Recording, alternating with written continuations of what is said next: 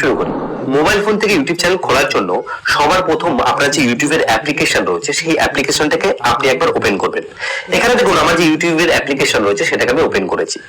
Open করার পরে নিচে দিকে দেখুন আমার এখানে একটা লোগো রয়েছে, যেখানে আমার যে জিমেল অ্যাকাউন্টটি রয়েছে সেটা কিন্তু লগ ইন রয়েছে এবং এখানে কিন্তু আমার অলরেডি একটা চ্যানেল রয়েছে। আপনার ফোনে দেখবেন এরকম কোনো জিমেল অ্যাকাউন্ট কিন্তু লগ ইন থাকবে, কারণ ফোন কেনার পরে আমরা কারো না কাউকে দিয়ে কিন্তু জিমেল অ্যাকাউন্ট খুলে নিই। এবার দেখুন আপনি চাইলে আপনার যে পুরনো জিমেল অ্যাকাউন্ট রয়েছে সেটা দিয়ে কিন্তু অ্যাকাউন্ট খুলতে পারেন এবং আপনি এটাও পারেন যে নতুন জিমেল অ্যাকাউন্ট একদম ফ্রেশ ভাবে একটা ইউটিউব চ্যানেল খুলতে। আমি আপনাদেরকে অনুরোধ করবো আপনারা নতুন জিমেল অ্যাকাউন্ট দিয়ে ফ্রেশ ভাবে অ্যাকাউন্ট খুলুন, এই ক্ষেত্রে কিন্তু আপনাদের অনেক কিছু হেল্প হবে। এবার নতুন অ্যাকাউন্ট খোলার জন্য আমাদেরকে সর্বপ্রথম কি করতে হবে আপনাদেরকে সেটা বলি।